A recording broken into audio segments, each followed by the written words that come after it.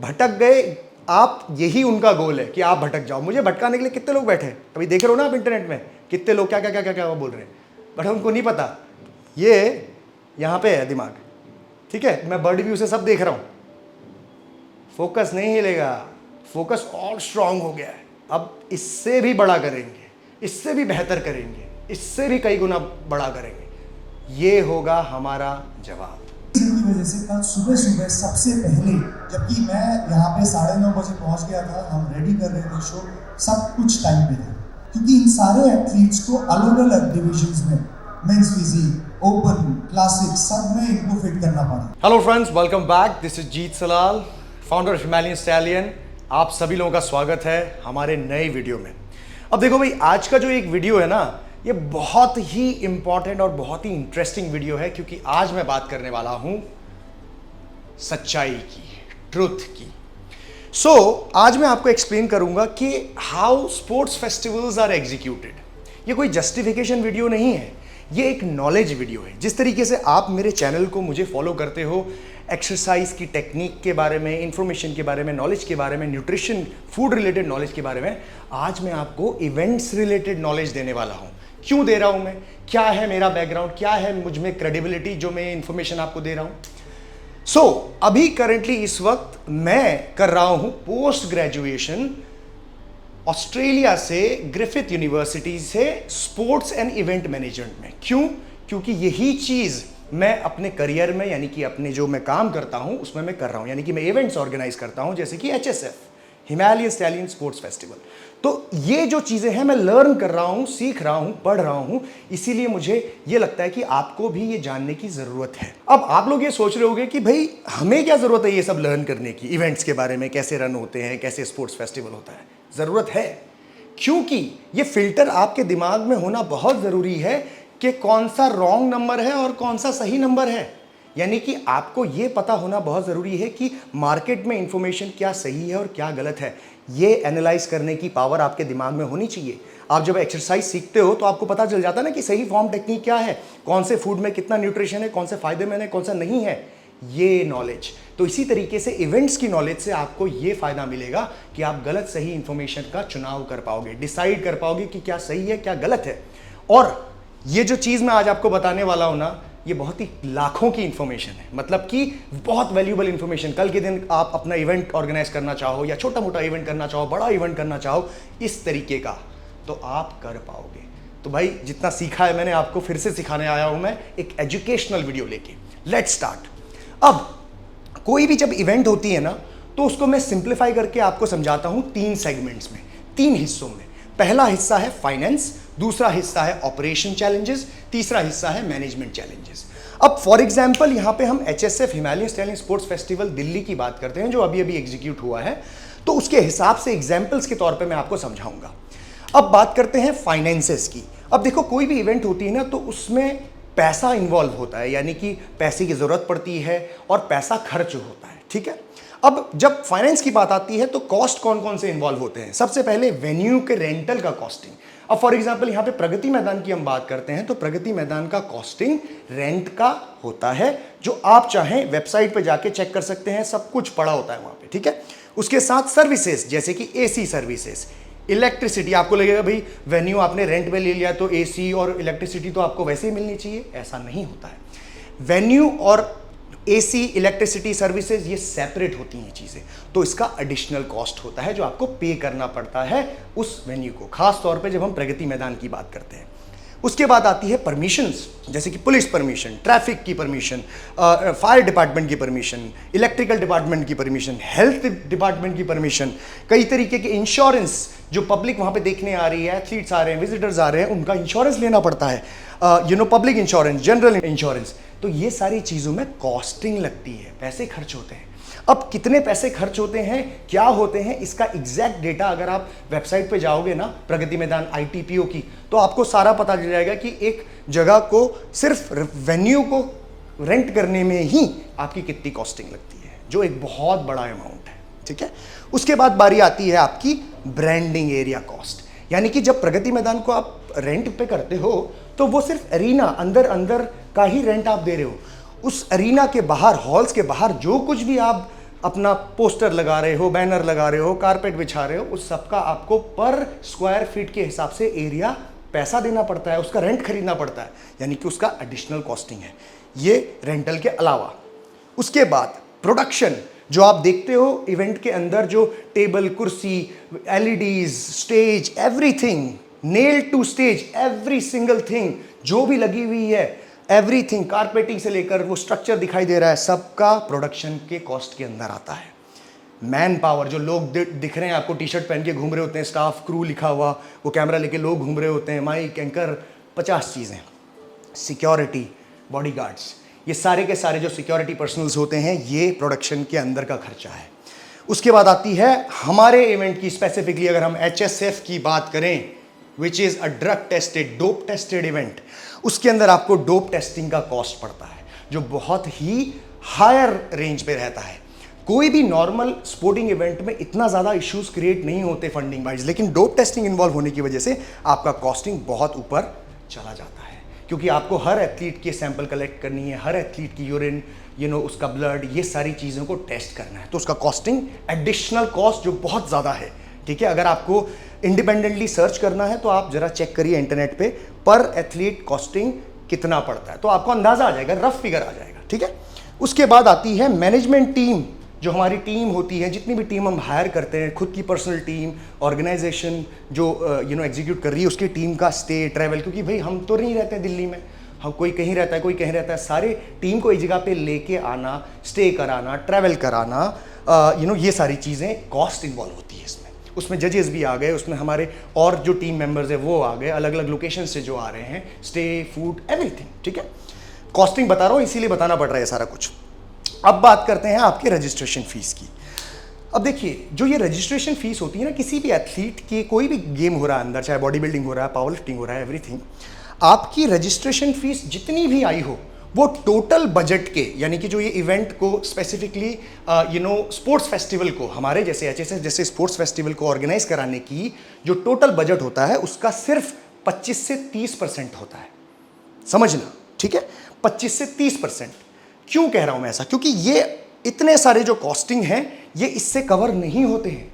No disrespect to any bodybuilding event या कोई जो छोटे इवेंट्स होते हैं जिसमें सिर्फ बॉडी बिल्डिंग होती है, एक हॉल बुक कर लिया जाए या ऑडिटोरियम बुक कर लिया जाए, तो वो इवेंट्स एग्जीक्यूट किए जा सकते हैं सिर्फ रजिस्ट्रेशन फीस से ही, क्योंकि उसमें कोई एडिशनल खर्चे नहीं होते इतने। ठीक है, लेकिन जब आप इस तरीके के स्पोर्टिंग इवेंट को करते हैं, स्पोर्ट्स फेस्टिवल को करते हैं बड़े, तो उसमें टोटल बजट का 25 से 30% ही होता है रजिस्ट्रेशन फीस, या थोड़ा ऊपर नीचे हो सकता है। यानी कि सिर्फ रजिस्ट्रेशन फीस और मेंबरशिप फीस से कोई भी स्पोर्ट्स फेस्टिवल एग्जीक्यूट नहीं कराया जा सकता, क्योंकि वो उतना अमाउंट नहीं होता है। ठीक है, अब जब आप जो रजिस्ट्रेशन फीस भरते हैं ना, उसी में GST, गवर्नमेंट का टैक्स भी इन्वॉल्व होता है, यानी कि जो भी फीस आपकी है 7,500, उसके बाद आपकी मेंबरशिप फीस, उसमें GST भी कट रहा है, तो वो एक्चुअल अमाउंट नहीं आता है ऑर्गेनाइजेशन के फंड्स में। तो ये हमें समझना पड़ेगा, टैक्स ऑलरेडी कट चुकी है उसमें से 18%। ठीक है, तो जो बचती है वैल्यू वो उतनी नहीं होती जितना आप सोचते हैं, और वैसे भी अगर पूरी भी होगी तो वो भी 25 to 30% से ज़्यादा नहीं है, क्योंकि हमारे इतने सारे एडिशनल कॉस्ट हैं। क्योंकि इस पूरे स्पोर्ट्स फेस्टिवल में सिर्फ बॉडी बिल्डिंग या पावर लिफ्टिंग ही नहीं हो रही है, बहुत सारे और भी मल्टीपल चीज़ें हो रही हैं, जो लेवल ऑफ स्टेज है, मल्टीपल फैक्टर्स इसमें इन्वॉल्व हैं, जिसकी वजह से कॉस्टिंग बहुत ऊपर जाता है। ठीक है, तो ये हमें समझना होगा as an athlete point of view, coach point of view, हमें समझना होगा कि इस तरीके के फेस्टिवल सिर्फ रजिस्ट्रेशन फीस से खड़े नहीं होते हैं। क्लियर? छोटे शोज हो सकते हैं, नो डिसरिस्पेक्ट टू देम, वो करते होंगे, उसमें बेनिफिट भी कर लेते होंगे, बट यहाँ पे ऐसा नहीं होता है। ओके, नाउ अब ये पहला सेगमेंट हम फाइनेंस समझ गए हैं, कॉस्टिंग। ठीक है, अब देखो मैं पढ़ रहा हूं स्पोर्ट्स इवेंट्स मैनेजमेंट, तब समझा पा रहा हूं आपको इतने अच्छे से। अब देखो दूसरे फैक्टर के पास आ जाओ, ऑपरेशनल चैलेंजेस, यानी कि ऑपरेशंस। ऑपरेशंस क्या होता है? ऑपरेशंस मतलब कि भाई जो आपको एक्टिविटी करनी है, काम करने हैं, ऑपरेशंस उस particular on the day of the show या फिर शो की तैयारी के लिए या शो के बाद। अब बात करते हैं हम इन ऑपरेशंस में क्या चैलेंजेस फेस करते हैं सभी लोग। सबसे पहले आते हैं इंटरनल फैक्टर्स। अब इंटरनल फैक्टर्स क्या होते हैं? ऐसे फैक्टर्स जो आपके ऑर्गेनाइजेशन के अंदर होते हैं, ठीक है, और जिनको इंटरनली आप हैंडल कर सकते हो, जैसे कि साइट सिलेक्शन। भाई as an organiser, as an HSF organiser, हम लोग सबसे पहले साइट का सिलेक्शन करते हैं। ओके, प्रगति मैदान हमने सेलेक्ट कर दिया। क्यों किया? रीजन, सबसे पहले एक्सेसिबल है, हर कोई इंसान वहां इजीली पहुंच सकता है। साइट सिलेक्शन का बहुत इंपॉर्टेंट रूल होता है कि सब लोग एक्सेस कर पाएंगे कि नहीं, आसानी से पहुंच पाएंगे कि नहीं, दिल्ली लोकेशन सब कर सकते हैं, इसीलिए साइट का सिलेक्शन किया जाता है। एरिया मिलेगा कि नहीं बड़ा हमें, और फैसिलिटीज मिलेंगी कि नहीं, और नाम है या नहीं, ये सारी चीजें, ताकि वेन्यू का सिलेक्शन करने से हमारे पूरे शो का कंडक्ट अच्छे से होगा कि नहीं, ये साइट सिलेक्शन इंटरनल फैक्टर है जो हम कर सकते हैं। प्लानिंग प्रोसेस में ये हो जाता है। इसके बाद है प्लानिंग ऑफ द इवेंट, कि भाई इवेंट कैसे प्लान करना है, कौन सी डेट को करना है, कितना ड्यूरेशन हमें देना है एथलीट्स को तैयारी करने का या फिर हमारे बाकी और लोगों को तैयारी करने का। प्लानिंग ऑफ द इवेंट, छोटी छोटी चीज़ें, कौन सी ज़रूरत पड़ेगी हमें, कितने AC चलाना है तो कितने टाइम तक हमें उस AC का रेंटल पड़ेगा, इलेक्ट्रिसिटी कितनी ज़रूरत होगी, प्रोडक्शन में कितने लोगों की ज़रूरत होगी, LEDs कितने लगेंगे, all this comes in planning of the event. वो प्लान करना ये इंटरनल फैक्टर है, ये हैंडल किया जा सकता है by the management, by the organisation HSF। उसके बाद हमारा एक और इंटरनल फैक्टर है फंड रेजिंग, की पैसा कहाँ से आएगा। पैसा मल्टीपल जगह से आ सकता है, जैसे कि आप कह रहे हैं रजिस्ट्रेशन फीस 20 to 30% जो हम काउंट ही नहीं करते हैं, क्योंकि वो तो सेपरेट है, वो तो सारा डोप टेस्टिंग में ही चला जाता है। समझना, ठीक है, समझना इसको, डोप टेस्टिंग में ही चला जाता है, या उसकी और जो फैसिलिटीज हम एथलीट्स को दे रहे हैं उसी में चला जाता है। ये प्रोडक्शन, ये सारा कॉस्टिंग, तो हमें फंड रेज करना पड़ता है। वो फंड्स कहाँ से आता है? वो आता है फंड्स हमारे पार्टनर्स के साथ। अब पार्टनर्स भी ऐसा नहीं है कि बहुत सारे पार्टनर्स होते हैं आपके, कुछ एक पार्टनर्स होते हैं, उनको पिच करना, कन्विंस करना, उनसे फंड्स रेज करना। और साथ ही साथ यहाँ पे HSF में जीत सलाल भी ऐड है।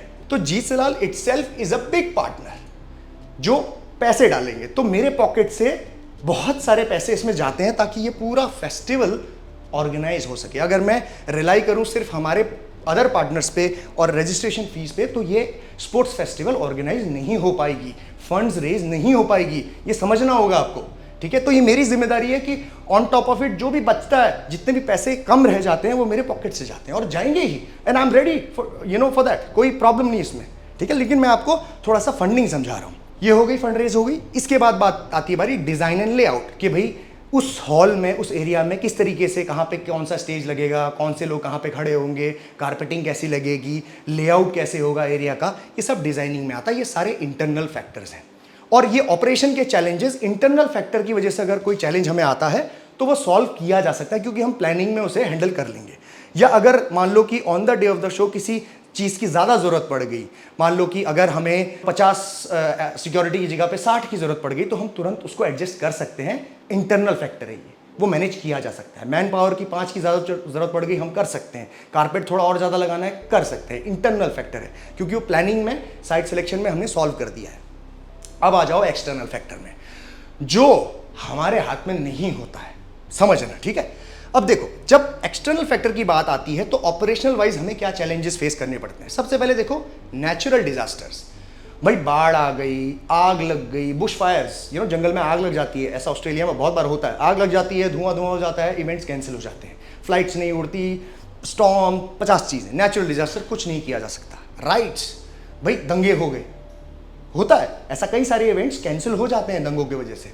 तो ये एक नॉर्मल चीज़ है, एक्सटर्नल फैक्टर है जो कोई भी हैंडल नहीं करेगा, कोई भी हैंडल नहीं कर पाएगा, कितना ही कैपेबल हो, नोबडी कैन हेल्प, वो इवेंट पे इम्पैक्ट करेगा ही करेगा। इसके बाद इमरजेंसी, भाई कोई किसी को कोई नुकसान हो गया, फायर, आग लग गई अचानक से, या कोई बेचारा कोई कैजुअलिटी हो गई, तो ये एक प्रॉब्लम है, एक्सटर्नल फैक्टर जो हैंडल नहीं किया जा सकता, उससे इम्पैक्ट होगा आपके इवेंट पे, रनिंग इवेंट पे। मैं बात कर रहा हूँ रनिंग इवेंट की। इसके बाद बारी आती है स्टेक होल्डर ड्यूटीज। ध्यान से सुनना। अब ये जो स्टेक होल्डर्स होते हैं ना, क्या होते हैं, कौन होते हैं ये स्टेक होल्डर्स? स्टेक होल्डर्स होते हैं वो लोग या वो पार्टीज जो किसी भी इवेंट से या फिर किसी भी चीज से जुड़े होते हैं, जिनसे उनकी जिंदगी इन्फ्लुएंस हो रही है, इंपैक्ट हो रही है, असर पड़ रहा है उनकी जिंदगी में।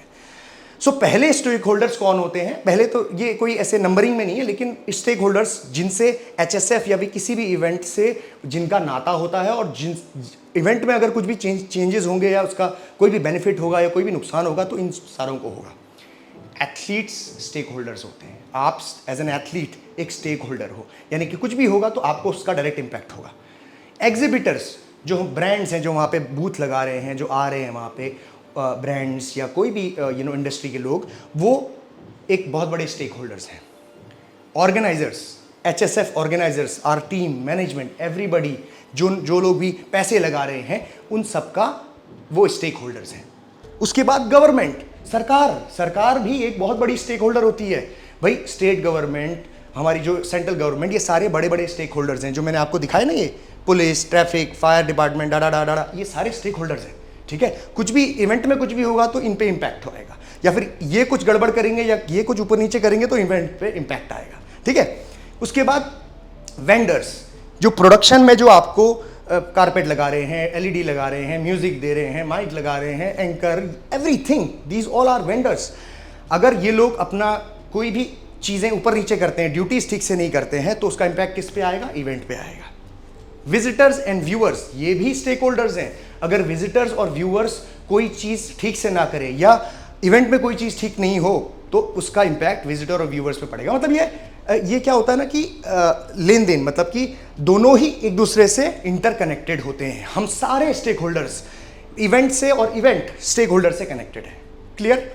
अब देखो यहाँ पे सारे स्टेक होल्डर्स अपनी अपनी ड्यूटीज अगर सही परफॉर्म कर रहे हैं, फॉर एग्जाम्पल ऑर्गेनाइजर्स ने अपनी ड्यूटी सही परफॉर्म करी, सारी site planning, fund raising, design, site selection, everything सही किया, सारा मैनेजमेंट, सारी मैन पावर सही जगह पे सही टाइम पे लगाई। उसके बाद वेंडर्स ने सही काम किया, सही फिटिंग, सब कुछ सही किया। उसके बाद एग्जीबिटर सही टाइम पे आ गए, सब कुछ किया उन्होंने। लेकिन अगर हमारे किसी भी स्टेक होल्डर ने कोई भी इवेंट के दौरान ड्यूटीज़ या टाइम मीट नहीं किया तो उससे इवेंट पे क्या इंपैक्ट पड़ता है मैं आपको बताता हूँ। तो हमारे केस में, HSF के केस में, अगर आप एथलीट्स की बात करें तो एथलीट्स एक बहुत बड़े स्टेक होल्डर्स थे जिनका स्केड्यूल मीट ना करने की वजह से, ड्यूटीज टाइम पे ना करने की वजह से पूरा इवेंट इंपैक्ट हुआ। कैसे? एथलीट्स को रजिस्ट्रेशन के लिए, अपनी हाइट, वेट, ये सारी चीज़ों के लिए, और साथ ही साथ ब्लड और यूरिन सैंपल कलेक्ट करने के लिए एक दिन पहले यानी कि 9 तारीख को बुलाया गया था।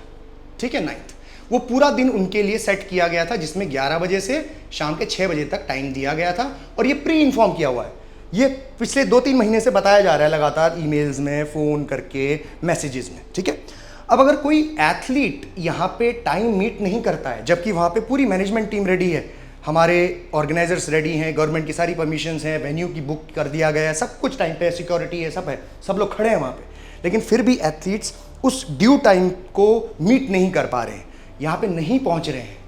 6 बजे के बाद 7 बजे तक स्ट्रेच करने के बावजूद भी एथलीट नहीं पहुँच रहे हैं। तो ये जो स्टेक होल्डर है, इस स्टेक होल्डर के टाइम मीट ना करने की वजह से बहुत बड़ी मिसमैनेजमेंट होती है। अब सारी चीज़ें जो किस पे आ जाती हैं? ऑर्गेनाइजर पे, कि भाई ऐसा कैसे हो गया, ये स्टेक होल्डर ने अपनी ड्यूटी ठीक तरीके से नहीं निभाई, जिसकी वजह से जो जितनी भी टेस्टिंग और जितना भी वेट, हाइट, वेट करना था, कम से कम 70 से 80 लोगों का, वो नहीं हो पाया। तो एक स्टेक होल्डर अगर अपनी दी गए काम को सही वक्त पे ना करे तो उससे देखो अब क्या इंपैक्ट आता है। उससे ये सब कुछ गड़बड़ हो गया, यानी कि जो पूरा आपने 11 से 6 बजे तक जितने लोगों का भी चीज़ें ली थी वो तो रहे ही वहाँ पे, लेकिन ये लोग आए नेक्स्ट डे 10 तारीख को सुबह जब इवेंट चालू होना था। अब जब इवेंट चालू होना था तो एज एन ऑर्गेनाइजर ये डिसीजन लिया गया कि इनको बेचारों को वापस नहीं भेजेंगे, क्योंकि इनकी भी एक इतनी बड़ी जर्नी है 3-4 महीने की। अगर इनको सब कुछ करने के बाद वापस भेज दिया जाए तो ये एक बहुत गलत मैसेज जाएगा सारे एथलीट्स में। और एज एन ऑर्गेनाइजर ये हमारी भी ड्यूटी है कि हम किसी भी स्टेक होल्डर को नाराज़ ना करें, किसी भी स्टेक होल्डर को परेशान ना करें। हम क्यों चाहेंगे कि कोई बेचारा इतनी मेहनत कर रहा है और कम्पीट ना कर पाए? ये तो ह्यूमैनिटी के खिलाफ है ना। मतलब हम में कुछ एक वो भी तो है कि भाई हम इंसान है, पहले इंसानियत भी तो है। तो इन 70 से 80 एथलीट्स यानी कि स्टेक होल्डर जो हमारे हैं, उनको नेक्स्ट दिन जब चांस दिया गया और उनका हाइट, वेट और ये सब चीज़ें करी गई, तो उससे क्या हुआ, जो बाकी के एथलीट्स थे, उन एथलीट्स की जो शीट्स बनाई गई थी उसमें वेट, हाइट आगे पीछे हो गई क्लासेस। अब आप सोचेंगे ऐसा कैसे, भाई वेट हाइट लो, फिट करते जाओ, इतना आसान नहीं होता है। आपके 9 तारीख का सारा काम गड़बड़, क्योंकि आपको इन एथलीट्स को बीच बीच में फिट करना है। किसी के क्लास कुछ और है, किसी कोई मेंस फिजिक में है, कोई क्लासिक में है, कोई ओपन में है, तो सबके वेट के हिसाब से क्लासेस चेंज हैं। तो जब आप इनको फिट करना चालू करते हो तो आपकी पहले दिन की पूरी मेहनत हो जाती है खराब, और जिसकी वजह से आपका जो इवेंट 10 बजे चालू होना चाहिए वो इवेंट आपका चालू होता है 1-1:30 बजे, यानी कि 2-3 घंटे आप पीछे खिसक जाते हो। अब ये आपको एज अ व्यूअर समझ में नहीं आएगा, तो क्या हो गया, इतने लोग लेट आए, फटाफट कर देते। फटाफट करने के बावजूद भी एरर होने के चांसेस बहुत होते हैं यहाँ पे। आपने अगर किसी का वेट गलत जगह पे डाल दिया या किसी इंसान को गलत में चढ़ा दिया तो इन दी एंड क्या डिस्प्ले होगा कि गलत इंसान को गलत स्टेज पे गलत वेट क्लास में चढ़ा दिया। प्रॉब्लम किसको होगी, किसको फेस करनी है, ऑर्गेनाइजर को। तो ये बहुत इंपॉर्टेंट फैक्टर है, ये मिस मत करो, ठीक है।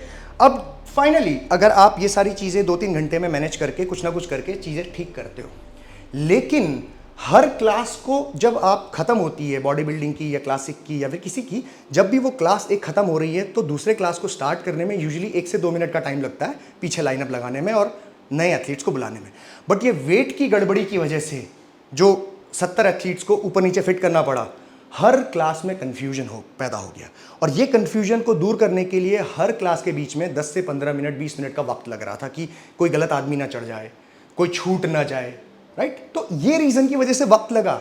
और एज एन ऑर्गेनाइजर या as an any stakeholder, government हो कुछ भी हो, क्यों चाहेगा कोई कि किसी का इवेंट लेट हो जाए। भाई हमने जो इवेंट करा रहे हैं जिस जगह पे, प्रगति मैदान पे, उसमें भी तो टाइमिंग होती है ना। सुबह से अगर हमने 9 बजे से लिया है तो उसका टाइमिंग है 7:30 तक।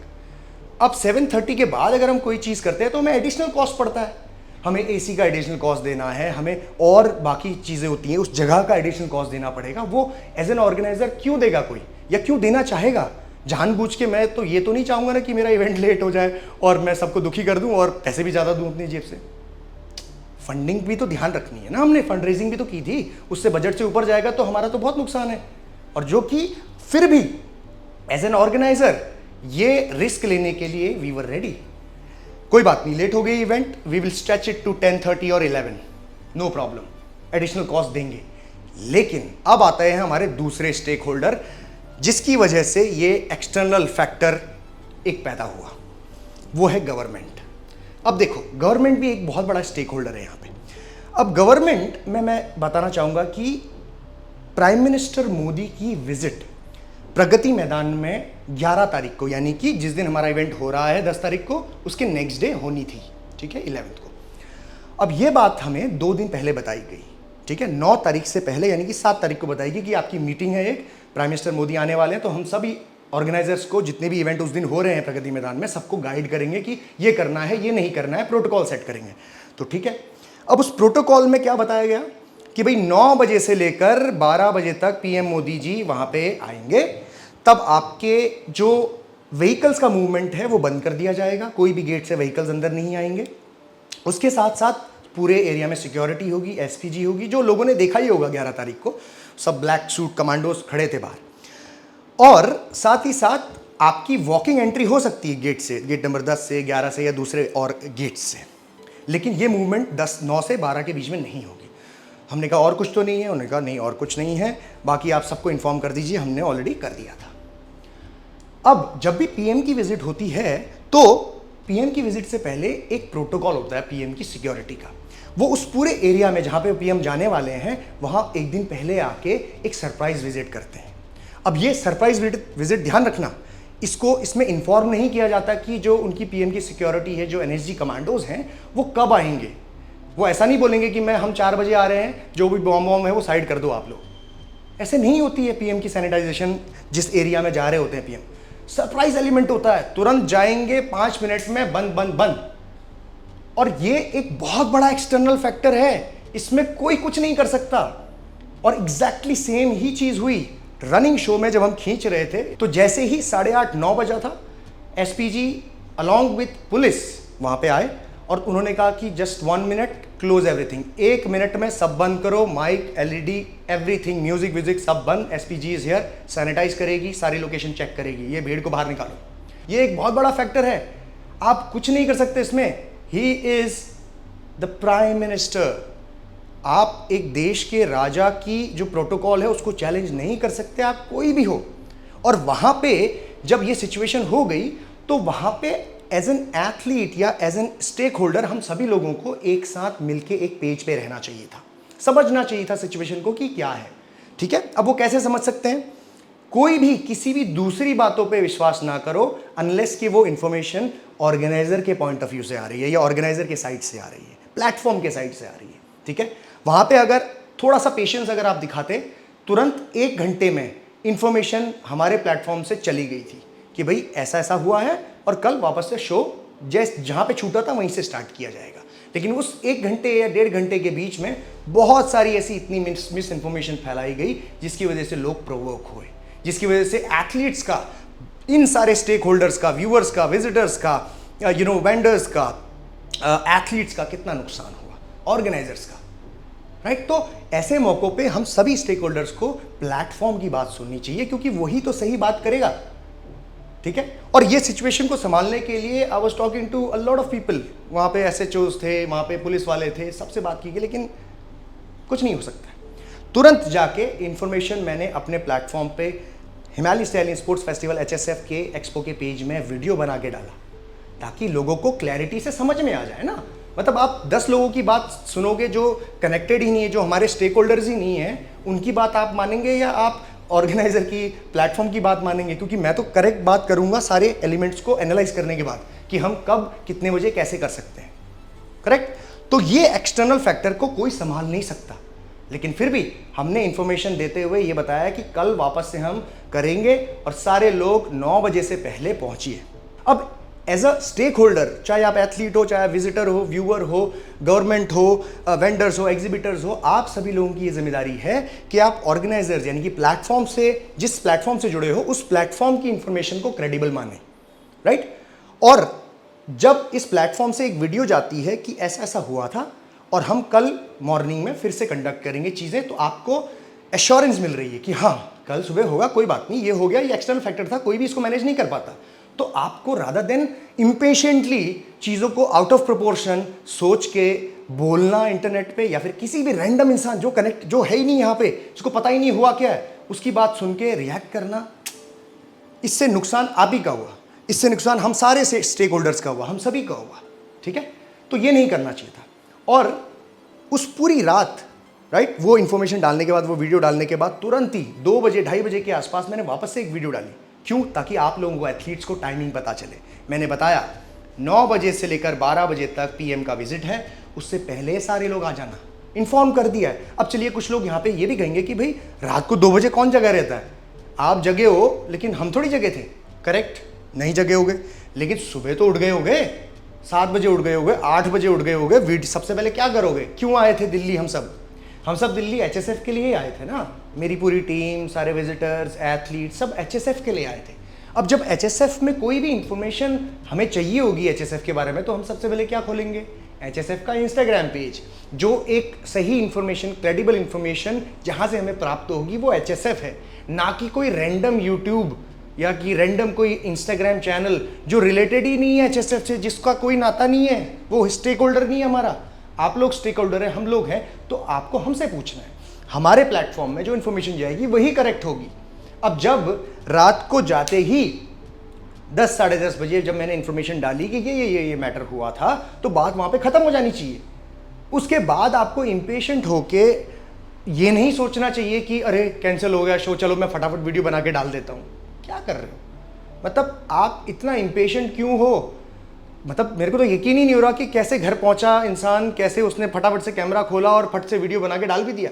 अरे पहले सुन लो कि मैं क्या बोल रहा हूँ, कल नेक्स्ट डे कितने बजे आना है, और आज क्या हुआ, किस रीज़न की वजह से शो को एब्रप्टली बंद करना पड़ा और कल वापस से चालू होगा, ये प्रॉब्लम्स की वजह से, एक्सटर्नल फैक्टर्स, तो उसको समझना होता है। अगर हम एज एन एथलीट ये नहीं समझ रहे हैं या एज एन एक्सटर्नल, तो हमारे को ही प्रॉब्लम होगी उससे। और जो हुई, काफ़ी सारे लोग प्रोवोक होके अननेसेसरी वीडियोस डालना चालू कर दिए या फिर प्लेटफॉर्म के बारे में बोलना चालू कर दिए। इससे नुकसान किसका हुआ? इससे नुकसान हम सभी लोगों का हुआ है। तो ये सब नहीं करना होता है ऐसे में, ठीक है। तो समझो, अब बात करते हैं हम मैनेजमेंट चैलेंजेस की। ये सारे चैलेंजेस समझने के बाद, ऑपरेशनल और फाइनेंशियल समझने के बाद, अब आप मैनेजमेंट चैलेंजेस जब समझने की कोशिश करोगे तो आपको भी पता चलेगा कि सारी चीज़ें इंटरलिंक्ड ही हैं, सब कनेक्टेड है। मैनेजमेंट में सबसे पहले बात आती है मैनेजमेंट का चैलेंज, यानी कि on the day of the show, उस शो के दौरान 9, 10, 11 तारीख को क्या चैलेंज फेस करना पड़ा मैनेजमेंट को, टीम को।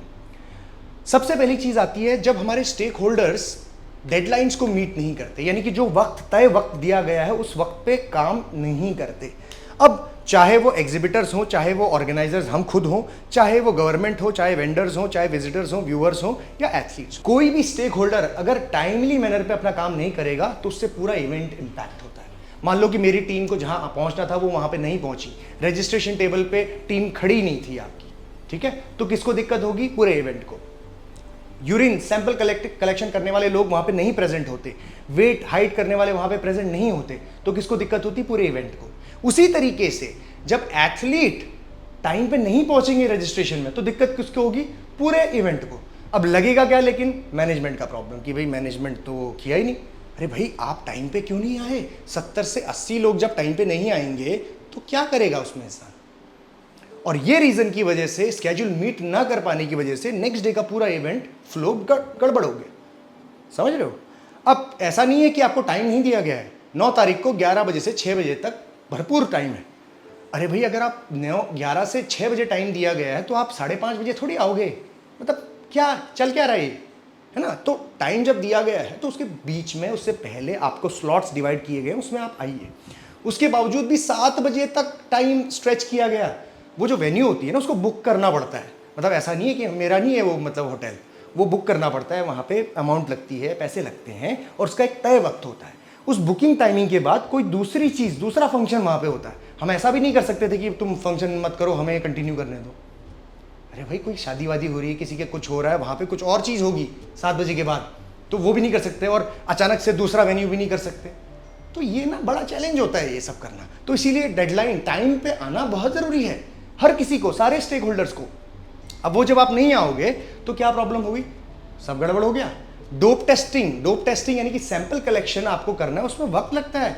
5:30 बजे आके आप ये एक्सपेक्ट नहीं कर सकते कि आपका हाइट वेट भी होगा, सब हो जाएगा, फिर आपका ब्लड भी, यूरिन भी, सैंपल भी कलेक्ट होगा। It takes time. तो ये बड़ा चैलेंज है और ये मैनेजमेंट के ऊपर आता है चैलेंज। एथलीट का तो आप आओ, आप वहाँ पे खड़े होंगे, हाँ भाई हो क्यों नहीं रहा है? अरे भाई टाइमली मैनर पे आए नहीं आप, तो ये सारी चीज़ें गड़बड़ हो गई।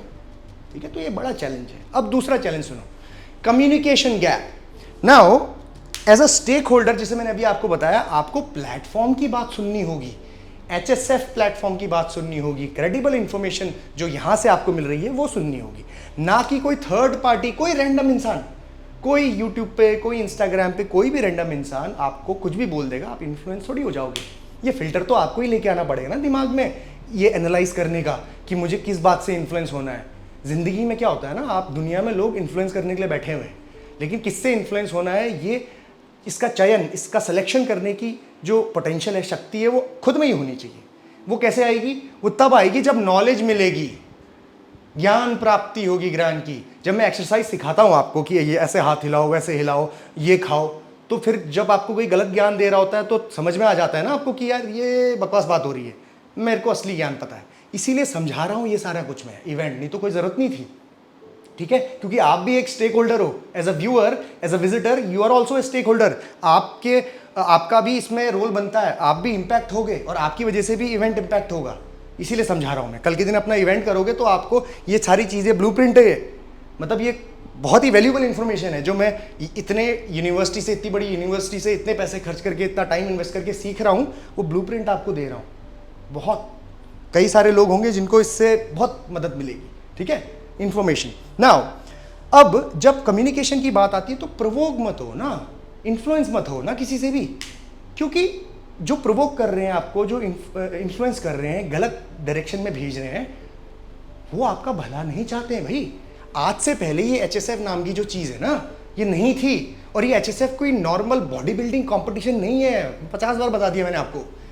ये स्पोर्ट्स फेस्टिवल है। दुनिया में आज तक नेचुरल एथलीट्स को, दुनिया में आज तक इतना बड़ा प्लेटफॉर्म नहीं मिला है मेरे भाई, चेक कर लेना, कहीं पे भी चेक कर लेना आप लोग, नहीं मिला है। No disrespect to any small और medium body building competitions, disrespect नहीं कर रहा हूं किसी की, but they are just body building competitions, right. ये एक स्पोर्ट्स फेस्टिवल है, इतना बड़ा स्टेज, इतनी सारी चीजें, मैंने it's a big value, right. हर एक छोटी से छोटी चीज इतनी बड़ी, ये खड़ी करने में जीत सलाल को 10 साल लगे हैं, समझ रहे हो। तो ये बहुत बड़ी चीज है, और ये बड़ी चीज जब उन एथलीट्स को मिल रही है जिनको कभी किसी ने पूछा ही नहीं, अगर उन्होंने कंपीट भी किया तो किसी इनहैंस प्लेटफॉर्म में जाके कंपीट किया और वहां पे भी उनकी कोई रिस्पेक्ट नहीं मिली, कोई कोई ऐसा लगा ही नहीं कि ये लोग कोई हैं। जब आपको ये चीज़ मिल रही है तो उन लोगों को ये डाइजेस्ट नहीं हो रहा है। किन लोगों को?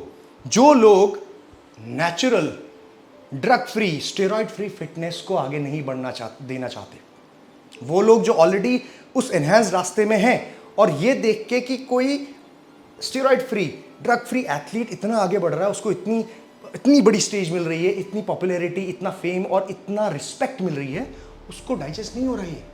वो आपको प्रोवोक किए जा रहा है, हाँ भाई आपको क्या मिला वहाँ जाके, है आपने इतना पैसे खर्चा किए, आपको क्या मिला, प्राइज़ मनी क्या मिला। अरे भाई प्राइज़ मनी तो HSF का कोई मार्केटिंग का गोल ही नहीं है हमारा। हमने कभी बात नहीं करी प्राइज़ मनी की, क्योंकि मैं उस डायरेक्शन में आप सब लोगों को लेके नहीं जाना चाहता। प्राइज़ मनी से आपको इन्फ्लुएंस नहीं करना है मुझे। Career building, respect, fame, popularity, आप अपने पैरों में खड़े हुए हो, उसके लिए प्लेटफॉर्म बनाया है। ठीक है, पैसे तो आप कमा ही लोगे यार, आएंगे ही पैसे। इतनी छोटी सोच नहीं है मेरी कि बस एक कंपटीशन, एक मेडल लो, प्राइज मनी लेके घर जाओ। अरे भाई आपको एक फैमिली, एक एक कम्युनिटी बिल्ड कर रहे हैं यहाँ पे। अभी 2 साल हुए हैं, दूसरा सीजन है ये, वक्त लगेगा इसमें ना, देखने रिजल्ट्स देखने में वक्त लगता है। एक पौधा जब नीचे पैदा करते हैं, उसको ज़मीन में डालते हैं, तो जड़ें उसकी नीचे फैलती हैं, उगने में वक्त लगता है। ये देखने को मिलेगा आप लोगों को। प्रोवोक मत हो, ऐसे लोगों से प्रोवोक मत हो, ये नुकसान करेंगे आपका, क्योंकि इनको तो कोई फ़र्क नहीं पड़ेगा आपका करियर बिल्ड हो ना हो, आप आगे बढ़ो ना बढ़ो, कोई फ़र्क नहीं पड़ेगा, लेकिन आपको पड़ेगा ना। आपके घर पे आपको रोटी चाहिए, आपकी फैमिली में आपको सस्टेनेबिलिटी चाहिए, कैसे आएगी?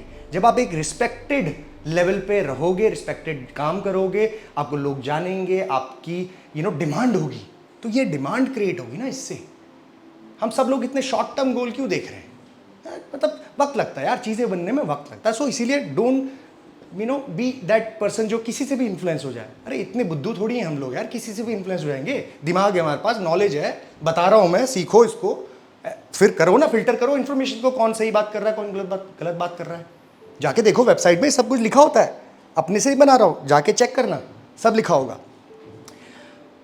हमेशा ऑफिशियल स्टेटमेंट्स फॉलो करो। HSF है ना ऑफिशियल, यही सब चीज़ के लिए तो जुड़े हैं ना हम, HSF से ही तो जुड़े हैं ना। तो HSF के प्लेटफॉर्म में जो इन्फॉर्मेशन आ रही है वो नहीं सुनेंगे हम, वो मिस आउट थोड़ी कर देंगे। उसमें देखो रोड मैप क्या है एथलीट का, रोड मैप क्या है इस प्रो कार्ड का। प्रो कार्ड लोगे तो कहाँ पहुँचोगे? प्रो कार्ड जीतने के बाद आपको प्रो शोज़ में compete करने का मौका मिलेगा, HSF प्रो शोज़ में, कोई रैंडम प्रो शोज़ में नहीं, HSF प्रो शोज़ में। ठीक है, और HSF प्रो शोज़ में जब आप प्रो विनर बनोगे प्रो शो के, तो अल्टीमेटली आप मिस्टर HSF में जाओगे, आप कोई रैंडम मिस्टर समथिंग में थोड़ी जाओगे भाई। यू आर HSF प्रो ना, मतलब अगर इतना भी असेसमेंट करने की कैपेबिलिटी नहीं है तो फिर मतलब क्या रहे हम दुनिया में? इतनी बुद्धि विवेक तो हर किसी में होता है, किसी से भी इन्फ्लुएंस हो जाओगे या कोई कुछ भी बोल देगा तो? भाई सीखो, समझो, बता रहा हूं तो लर्न करो और खुद से एनालाइज करो।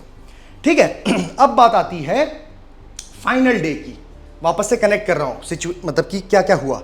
अब फाइनल डे यानी कि 11 तारीख को जब सारे एथलीट्स को बुलाया गया, 9 बजे से पहले आ जाओ ये बोला मैंने, भले ही सुबह इन्फॉर्मेशन मिली आपको, लेकिन चलो 7 बजे मिली, 8 बजे मिली।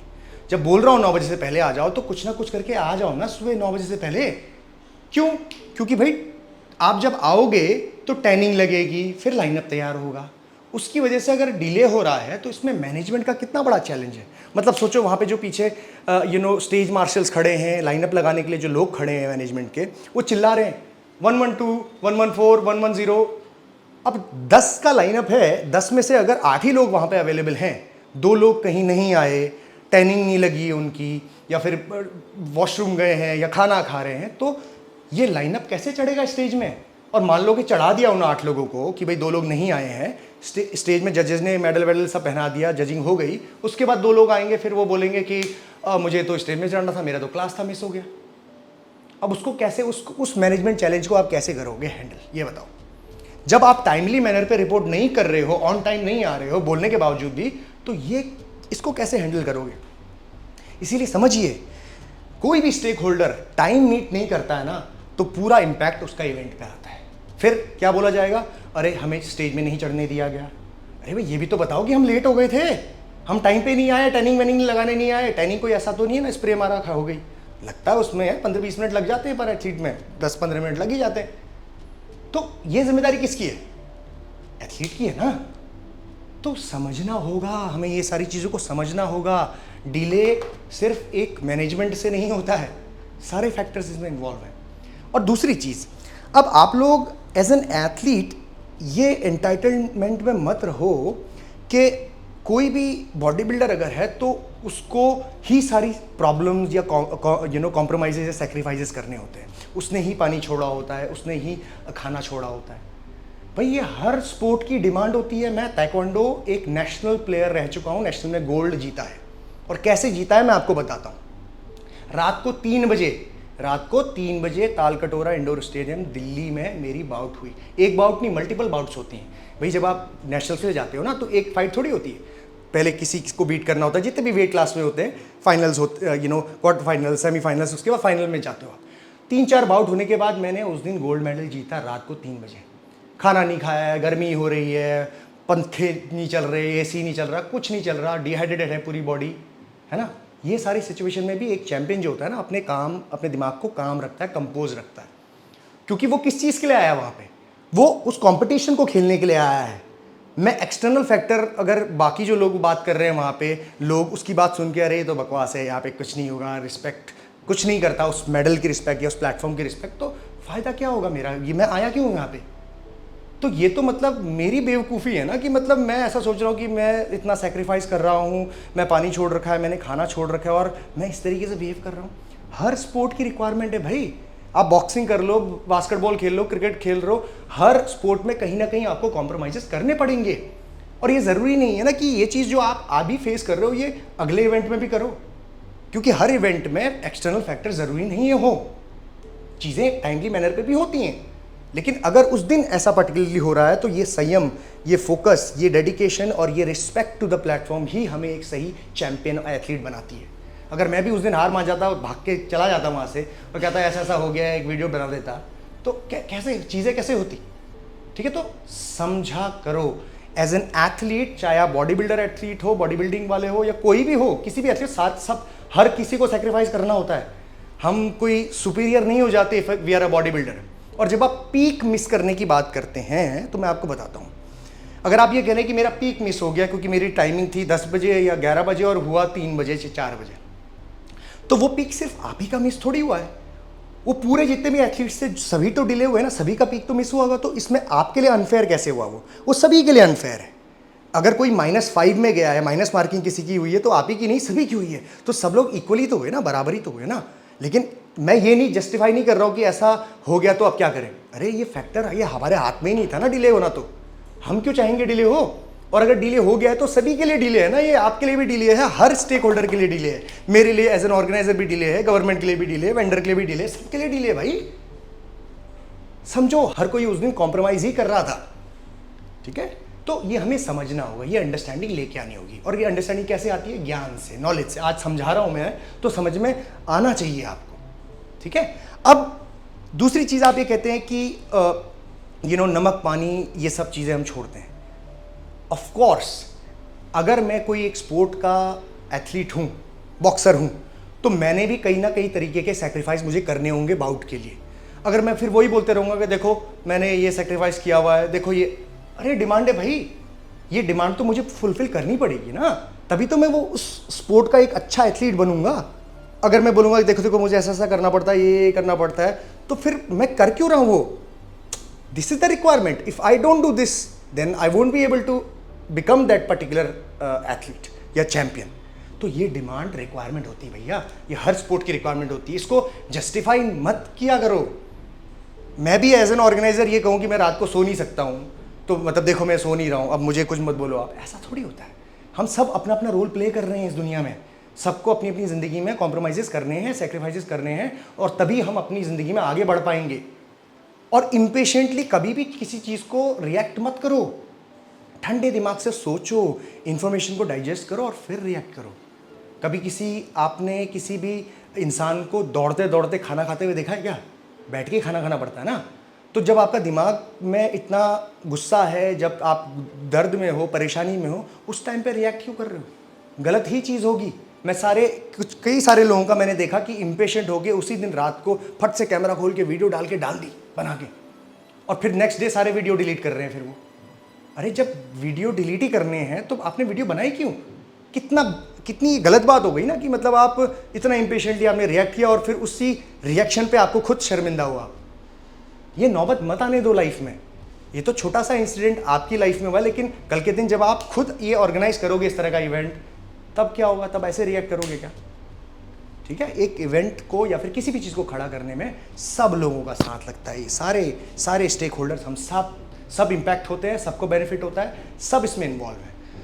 तो भाई कंक्लूजन ये है कि अपने आप को एक stable athlete, stable stakeholder बनाओ, तब जाके एक पेज पे रह के हम सभी लोग ग्रो कर पाएंगे, राइट? तो इतनी सारी इंफॉर्मेशन देने का भाई कंक्लूजन यही है कि रॉन्ग नंबर मत लगाओ। लोग बैठे ही हैं आपको प्रोवोक करने के लिए, इन्फ्लुएंस करने के लिए, कंट्रोवर्सी में मत पड़ो। Focus on your goals, fricking focus, sharp focus on your goals. कोई कुछ भी कह दे, आप जिस लक्ष्य के पीछे जा रहे हैं उस लक्ष्य को अचीव जब तक आप ना करें तब तक आप भटको मत। भटकाने के लिए बैठे हैं लोग, भटक गए आप, यही उनका गोल है कि आप भटक जाओ। मुझे भटकाने के लिए कितने लोग बैठे हैं, अभी देख रहे हो ना आप इंटरनेट में, कितने लोग क्या क्या क्या क्या क्या बोल रहे हैं, बट उनको नहीं पता ये यहाँ पे है दिमाग। ठीक है, मैं बर्ड व्यू से सब देख रहा हूँ। फोकस नहीं हिलेगा, फोकस और स्ट्रांग हो गया है, फोकस और स्ट्रांग हो गया है। अब इससे भी बड़ा करेंगे, इससे भी बेहतर करेंगे, इससे भी कई गुना बड़ा करेंगे। ये होगा हमारा जवाब। ठीक है, so guys, learn this and enjoy. Thank you very much for joining in. Take care. Jeet Salal signing of.